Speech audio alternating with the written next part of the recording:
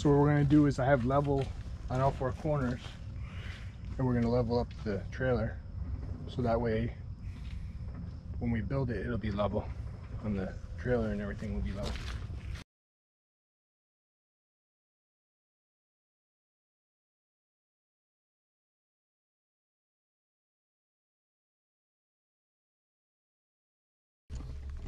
So what we did was we leveled every one of this, so the trailer now is level, the whole rack is level.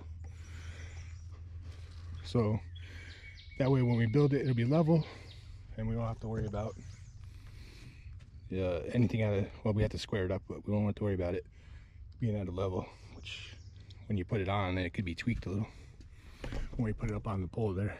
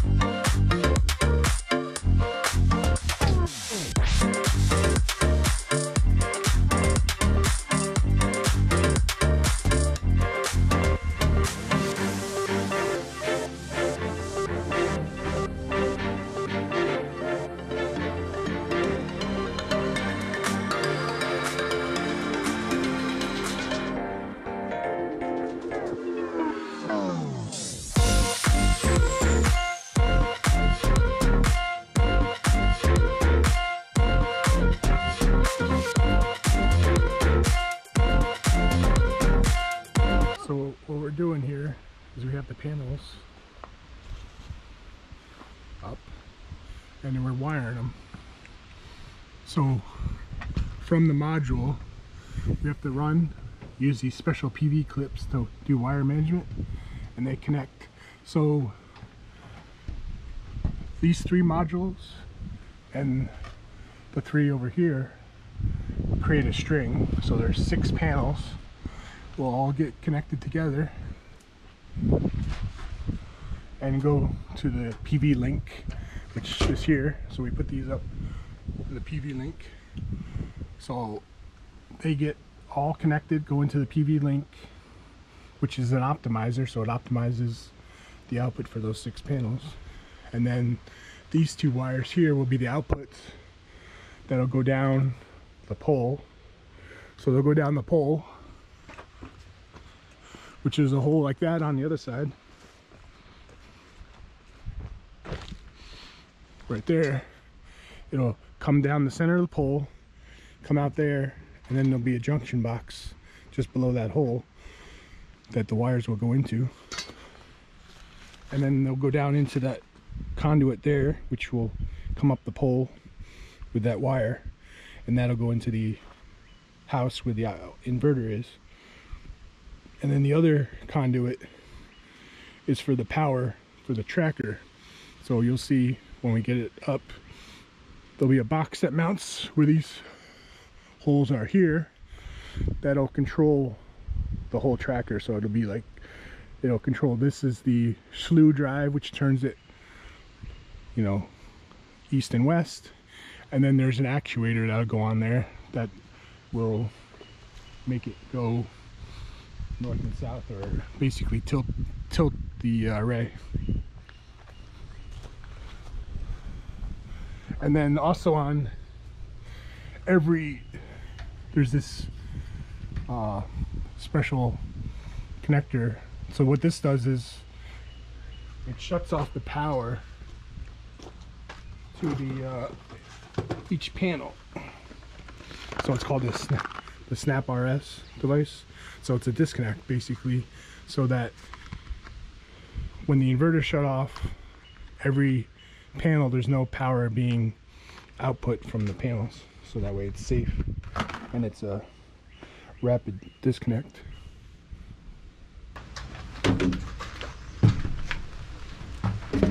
So what we have here is we have the bolt going through, then there's a grounding washer between the optimizer and the steel, so that way when I tighten it down, it'll dig into the aluminum of the optimizer and the galvanized steel of the rack, so that it's all grounded together.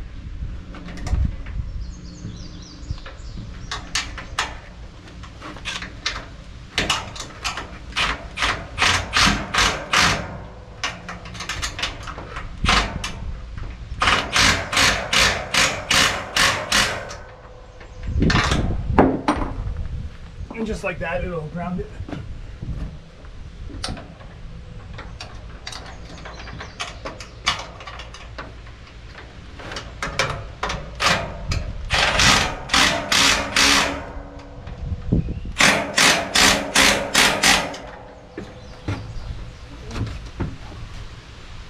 And then so this has cooling fins here that'll, give off the heat so it stays cooler. So these are the PV Link optimizers from Generac for this system, and then they come in these nice little boxes. And then this is the serial number that you want to record. So it peels off, and then you put it on a piece of paper, so when you commission the system.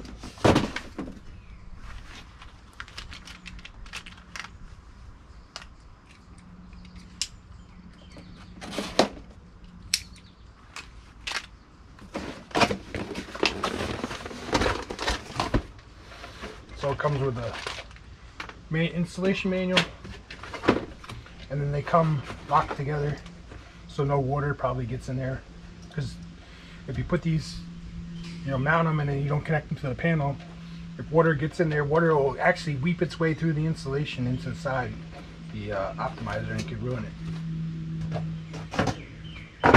So then what I'll do is, this optimizer is going to get mounted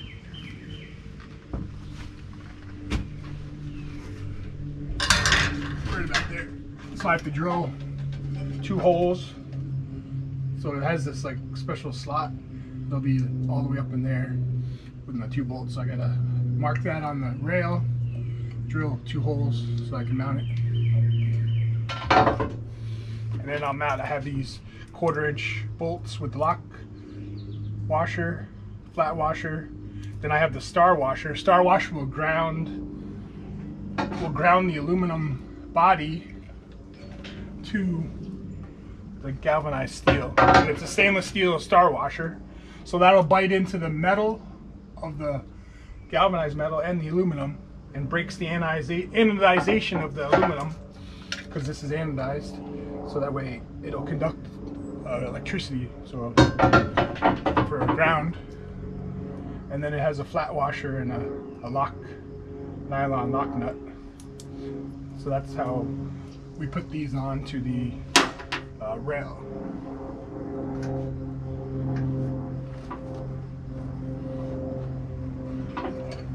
And I marked my distance from there to make them equal.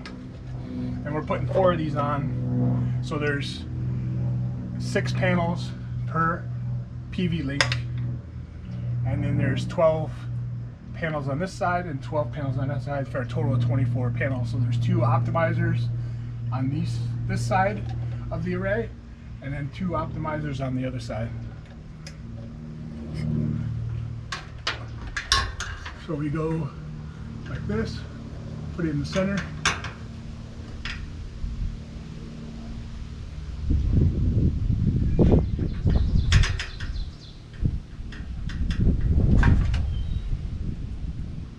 Now we have marked, and I have to drill two 3/8 holes there. So then what I do is I use a center punch to mark the hole.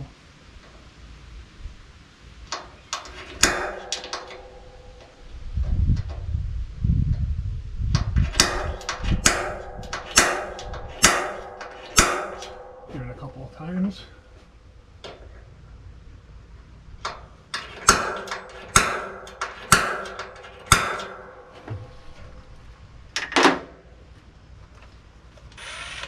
And this is the actual it's actually 5/16 drill bit.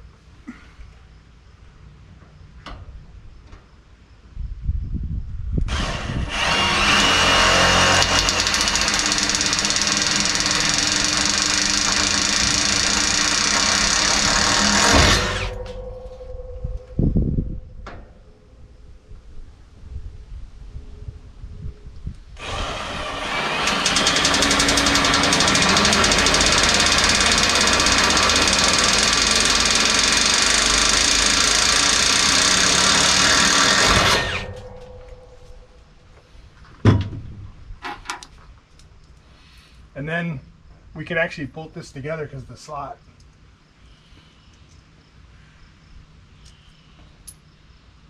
So I take the lock nut, washer, and star washer off. This will go up in the track like that. Then I can put the star washer on, flat washer, and then the nut. Just slightly tighten it on there where it doesn't fall off.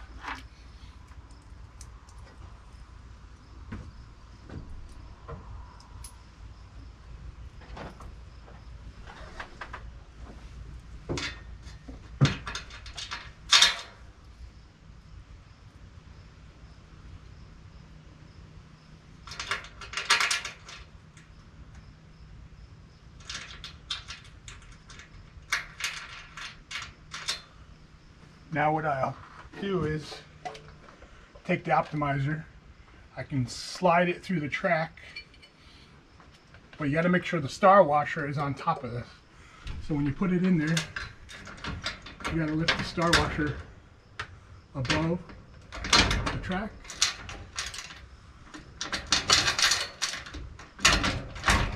And then you slide it in the track, just like that.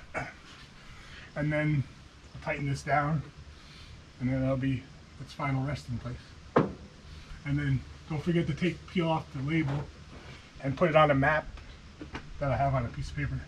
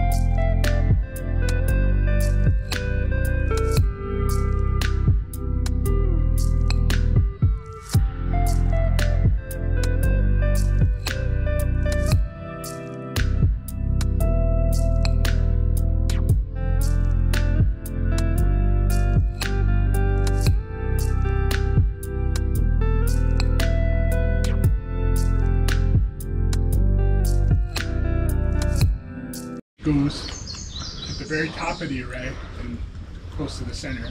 And that's how you know the top of the array, because of the way that's where the actuator goes. So then this one goes right here in the corner, like that.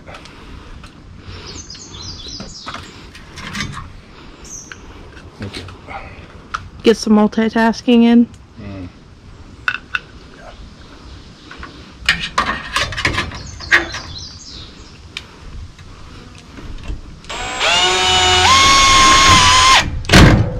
Just like that, and then you put the 2 screws in.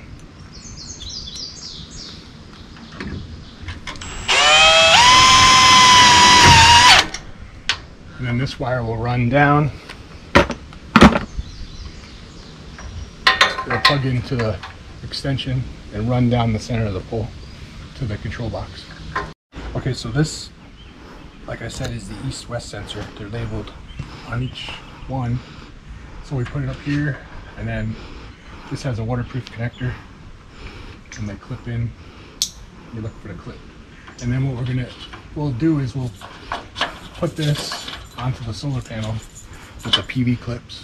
So they're special. These are the PV clips. So we're going to squeeze them because the wire's thinner, so we'll squeeze them tighter to make them fit. So let me show you what we do.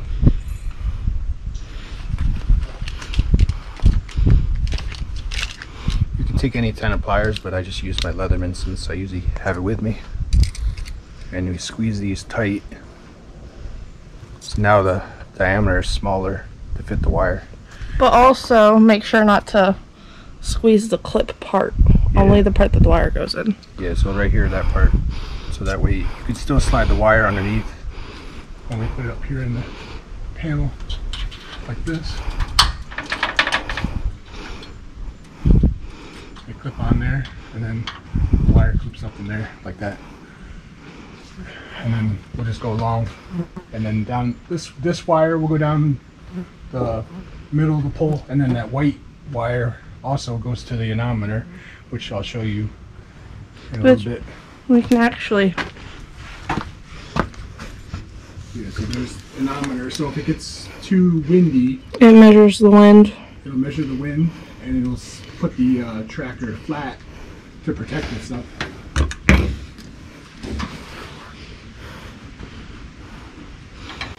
Sometimes too, if you put these clips too tight. So this is the anemometer, which measures the wind speed, and it'll turn the tracker flat if it gets too windy. So then the wire, you stick it in this little slot here, and then you put these 2 screws into the bigger hole, and you just turn this, and then you can lock it down with a screwdriver.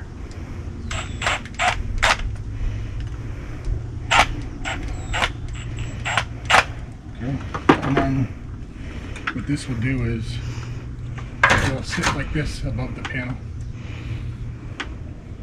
and then when it's up tilted, if it's too windy, it'll change it. So it kind of goes up like the other one from before.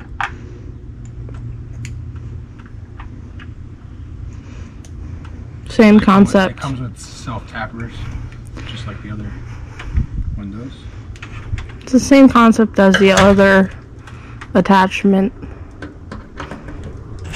connection wise.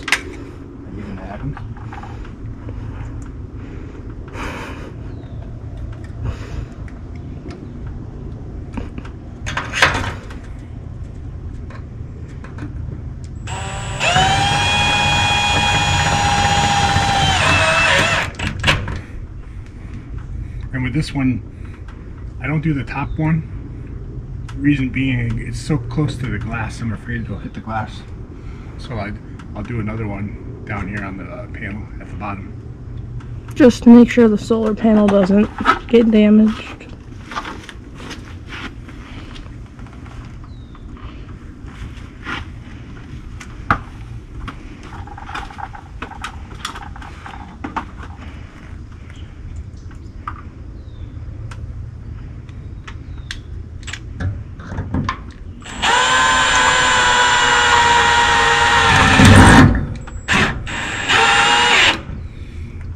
pretty strong. Then we'll run this wire the same as with the eye. We'll run it down the same rail, and then it goes down the pole. So what we're gonna do is, these are these Y connectors that Faith's gonna connect here, like this. And then, so it'll combine 2 strings together and bring them, then we'll come down the pole. So this is what they look like. They combine 2 together.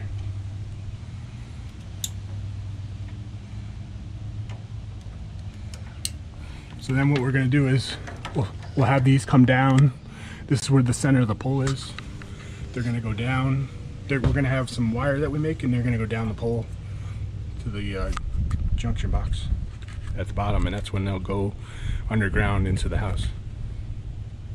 So we have these lifting bars that I made that we use to lift the whole rack assembly.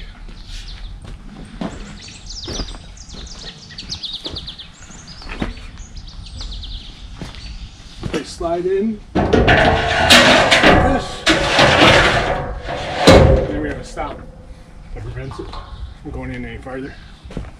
And then we'll usually wrap the strap around here and put our D-ring here, so that way it'll support it.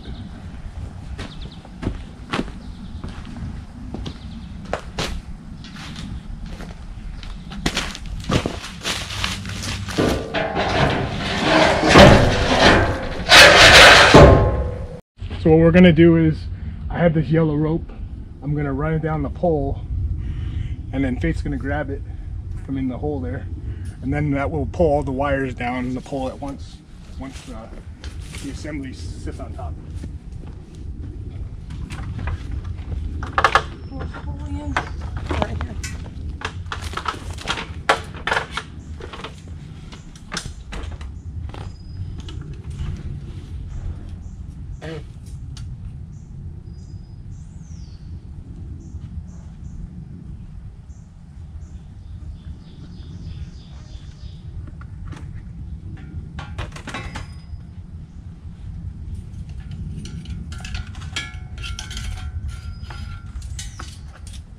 Oh, wait, hold on. Got it?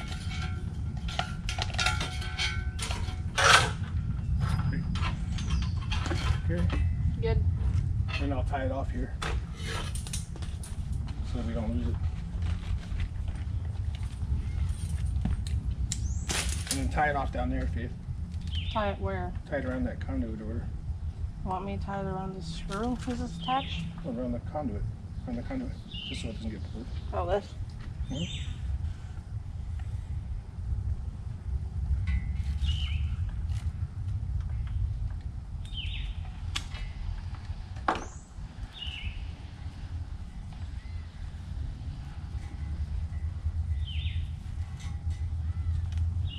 There we go.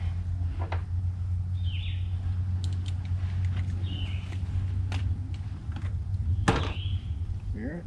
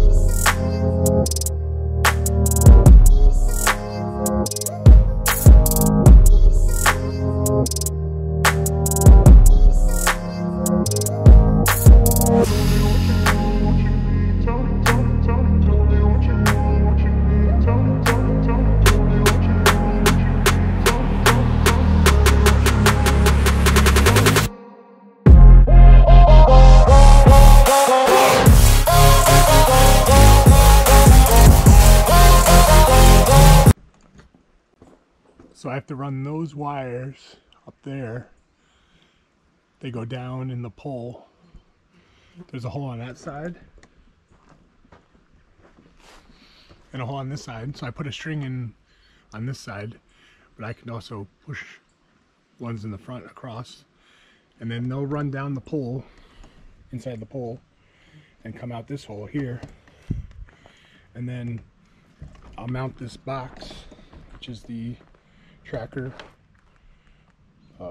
control box, and that'll, so all the up on top here, we got the, well, you can't see them now, but there's the sun eye on either side, one on the side and one on the top, and then the anemometers up there. So you can see right here the sun eye for that one. There's the anemometer and the other sun eye. So that'll tell the tracker control box to turn either the slew drive motor or the actuator motor here to tilt. The actuator will tilt it, so it'll make it from flat to a real, actually I think, I forget the angle, might be like 60-degree maximum tilt. And then this can turn it almost 100, almost 360 degrees, but it doesn't really need to go that far around. But it'll also can dump the snow. It has snow mode where you can have it tilted, and it'll be to the east at night so that the snow will slide off.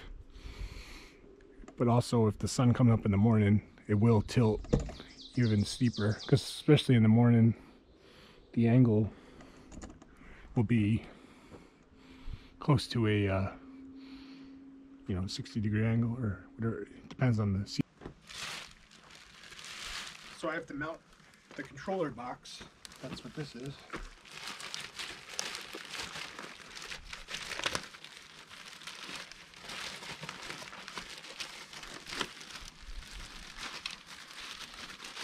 In order to do so,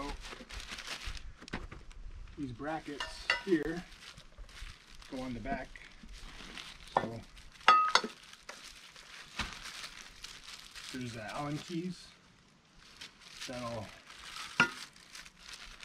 mount it like that on the back. And then it will give it the curve, and then these will be self-tappers. There's already pre-drilled holes on the pole it'll go into there. But they're kind of always covered with galvanization when they do it, so it just has to cut through the galvanization, which still is kind of difficult.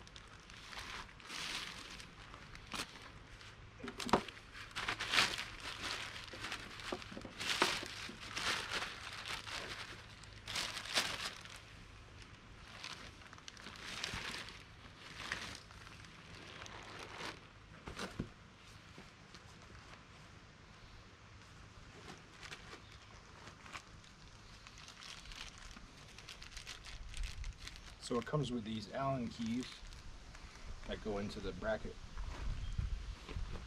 and they're already threaded in there.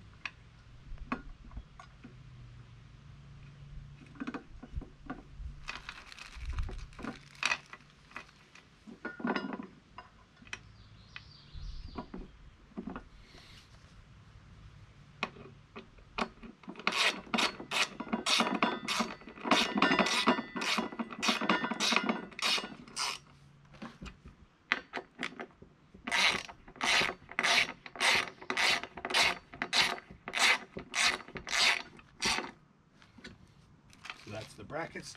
Then these self tappers will be for the, so these are 5/16 self tappers. And then you can see they're pre-drilled here.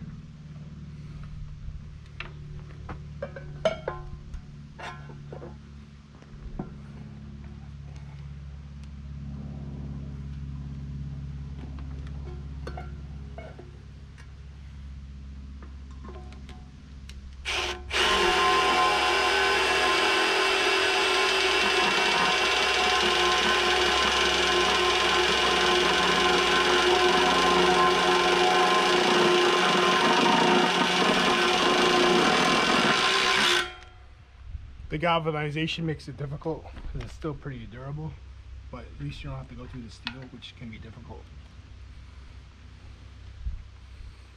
And then there is the slot, so you could, you know, level it. So once I get this started, then I can level it up.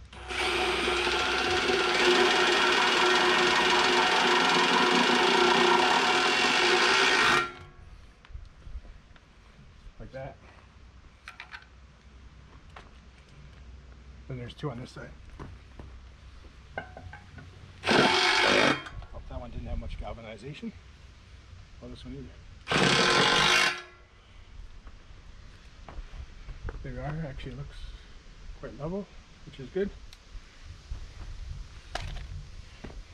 So now, like all these control wires, like this is the slew drive, it'll go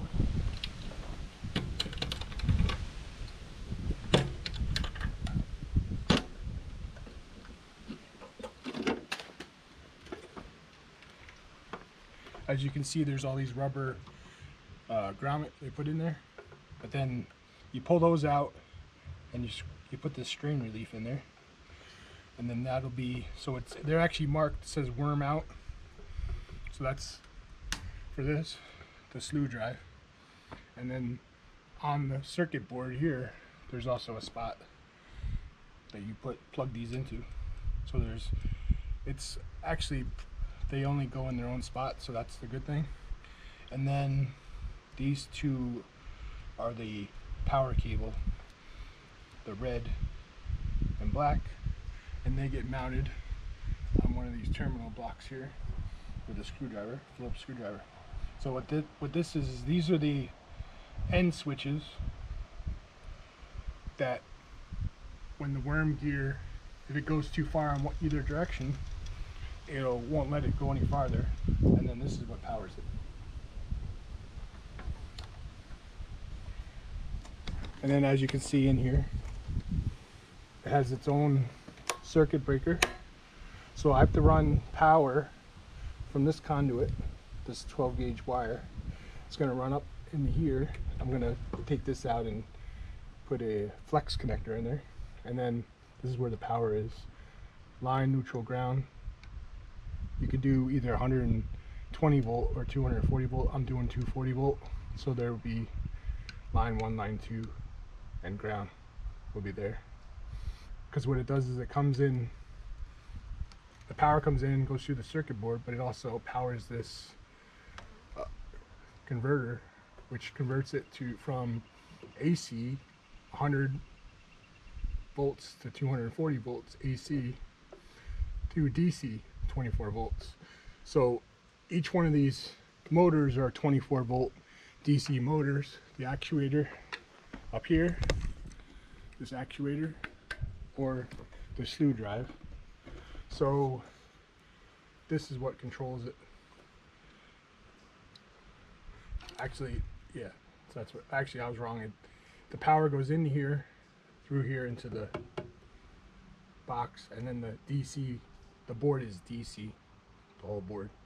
And that's where this power comes in, the DC power to the board, which will either control I think, which one's which here? Well, either the slew motor or the actuator. So you just pop the little grommet out,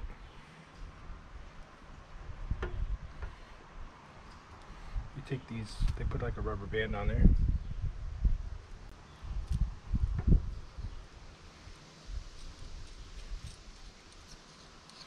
You take the nut off.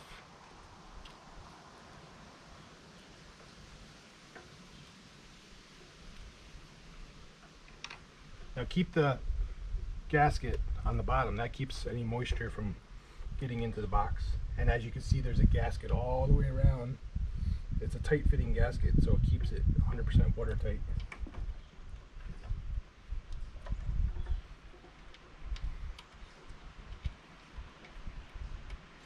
So you slide these up through, and you can stick the strain relief in.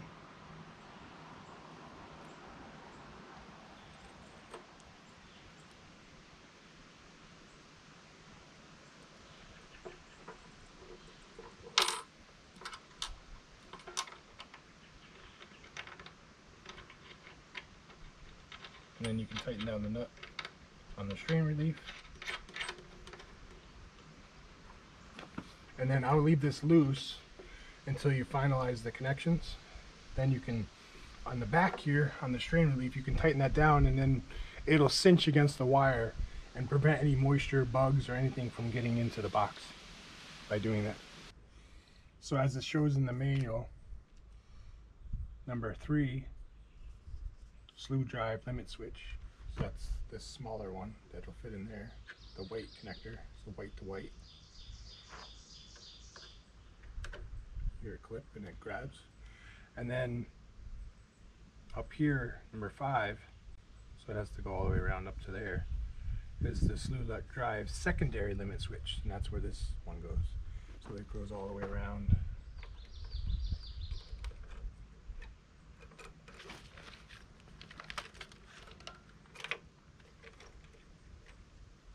And plugs in.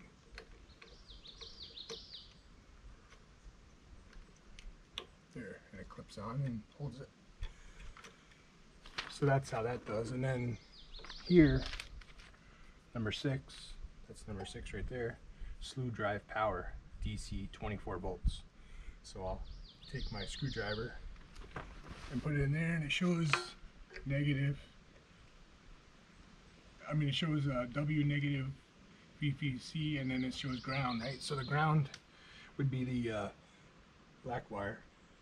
See, it says W negative ground and W negative VCC. So I don't know if that's variable speed control kind of setup.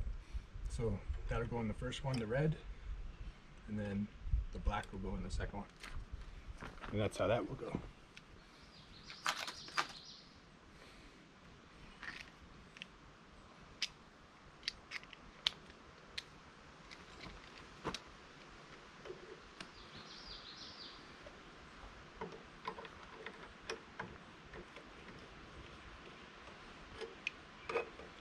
So you make sure you have enough slack, and it goes underneath the plate, and then tighten her down. And don't over tighten it, because you can break the terminal block on there, but just snug enough where it won't come loose.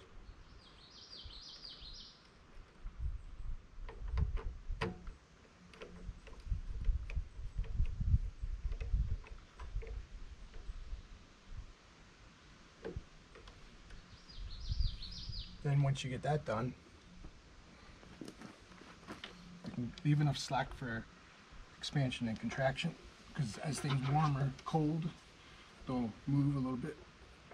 Then you tighten down the strain relief on the back. And then what I do too is just make sure this nut is tight. And it won't move. It holds the wire. So if someone comes along and grabs on this wire, it won't yank it out of the box or out of the control board, which could be a problem. Plus it also keeps any moisture, especially in the air there's moisture as well, so it'll keep any moisture from getting in there. and this will be a sealed box, so you don't really want any moisture to get in there. So I'm going to use this 3/4 flex connector to go from the conduit up into the box, but as you can see, it won't fit, so I'm going to take a step bit and make it a little bit bigger to fit.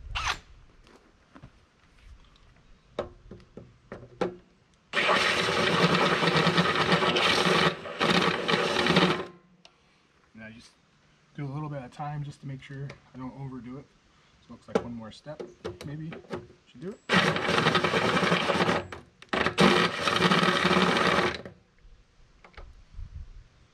A little bit more.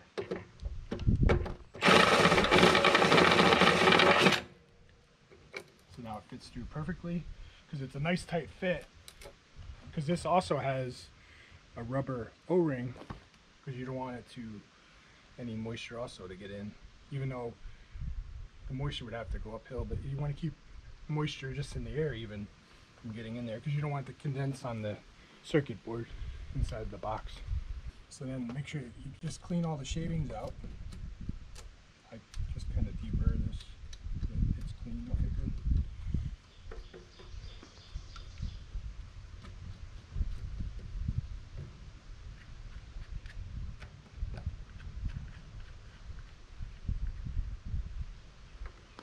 Then you stick that in there, tighten this down.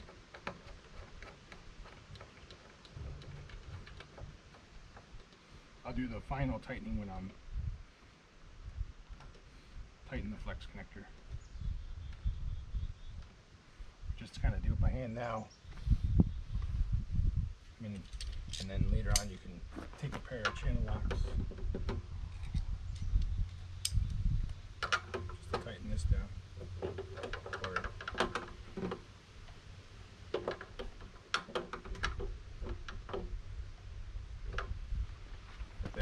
Now it's really tight, and then all I need is, this is 1-inch conduit, so I'm going to use a reducing bushing and then a female adapter to another flex connector down there. So that'll also help with if the ground will heave from the frost, it'll flex and it won't actually cause damage to this box, which this will be, the tracker base is 5 foot underground, so it's below frost. So, but the conduit is only 2 foot, so it'll heave with the frost if we get a heavy frost year. So you want something to take that expansion, or frost heave they call it, just like this flex here will kind of push up and it'll kind of flex with the frost. That's the purpose of that. So I'm putting these spade terminals on to go into the terminals. So this is the last one. So I'm making like a loop, so it'll have, like, if this expands and contracts a little bit, it won't pull on the terminal. So I'm gonna just strip a little bit there.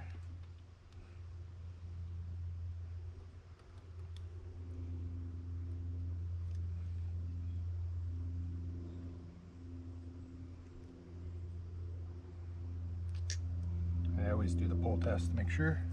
So now I got 3 of them on. I like this Milwaukee heat gun because you can do it anywhere. So these are shrink tube ones.